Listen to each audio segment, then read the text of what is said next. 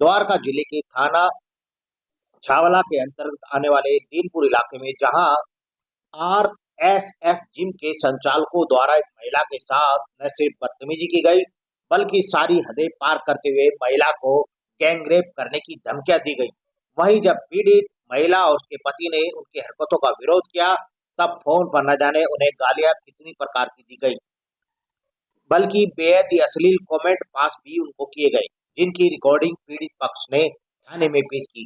यकीन मानिए कि यह रिकॉर्डिंग इतनी अश्लील और वाहियात है कि जिसको सुन पाना और आपको सुना पाना हमारे लिए संभव नहीं है। मेरी वाइफ के साथ फिजिकल रिलेशन बनाने की कोशिश की गई है ना। हमें बड़े अश्लील शब्द बोले गए, हमारी बीवी को छेड़ने की कोशिश की गई, बलात्कार की धमकियां दी गई, अगर गाली गलौज, बहुत गंदी गंदी गाली गलौज की गई, जिसकी रिकॉर्डिंग है मेरे पास।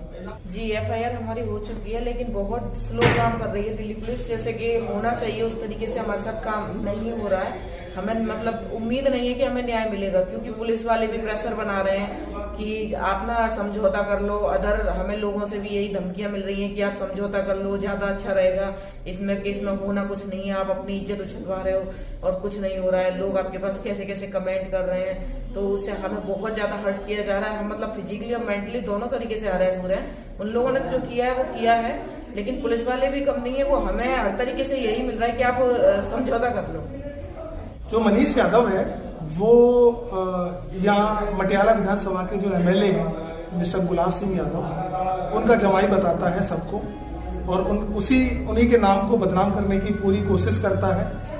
पीड़ित महिला की शिकायत पर छावला थाना पुलिस ने छेड़छाड़ और धमकाने समेत कई अन्य धाराओं में 3 आरोपियों के खिलाफ एफआईआर दर्ज की।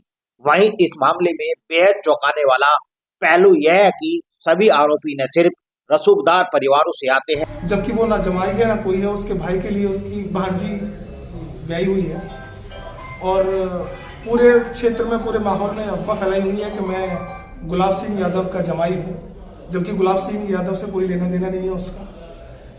और जो मुलजिम है वो कई गुंडों से धमकी दिलवा रहे हैं। आपराधिक बैकग्राउंड तो ये है कि पूरी कॉलोनी के अंदर लगभग 200-250 लोग रहते हैं। किसी ने भी उनके खिलाफ आवाज उठाने की कोशिश नहीं की, क्योंकि डर का माहौल इतना तगड़ा बनाया हुआ उन्होंने, भौकाल बनाया हुआ है। थाने अपनी जिम खोली हुई है और जिम के सामने उन्होंने दारू का बार खोला हुआ है। जे ब्लॉक श्याम विहार पड़ता है, आरएसएफ जिम है। जिम के सामने एक सलाखे रेस्टोरेंट का नाम है। नाम तो रेस्टोरेंट है लेकिन काम कुछ और होता है। वहीं पीड़िता के द्वारा पुलिस में दर्ज कराई गई एफआईआर की माने तो यह जिम संचालकों के लिए अय्यासी घटना बन चुकी है। आप हमारी हालत देख के अंदाजा लगा सकते हैं कि जान बचाना भारी पड़ रही है। मामला थाना छावला नजफगढ़ क्षेत्र में पड़ता है। देखो, मीडिया एक चौथा स्तंभ माना जाता है हमारे भारत का, हमारे इस पूरे समाज का। तो हमें बस अभी मीडिया पे भरोसा है जो हमारे साथ हमें न्याय दिलवाएगी। हाँ है 1-2 पत्रकार हैं इसमें जो अपने आप को पत्रकार बताते हैं, जो कि उनका पत्रकारिता से कौन से चैनल के?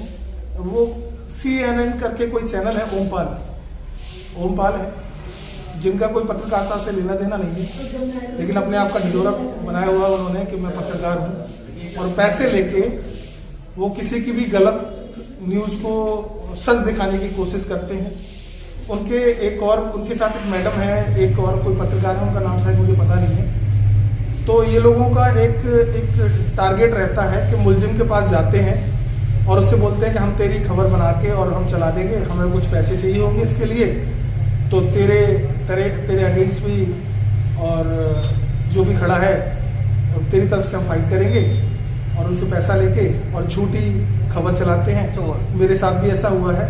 मेरे साथ ओमपाल जो CNN न्यूज़ का एक YouTube चैनल है, उसका अपने आप को पत्रकार बताते हैं। बिल्कुल करूँगा, उनके खिलाफ एक सख्त कार्रवाई करवाऊँगा। उनका जो उन्होंने झूठा चैनल बना रखा है, झूठा जो पोर्टल ले रखा है, उसको मैं भारत सरकार से और साइबर क्राइम में जाके उसके खिलाफ FIR करूँगा।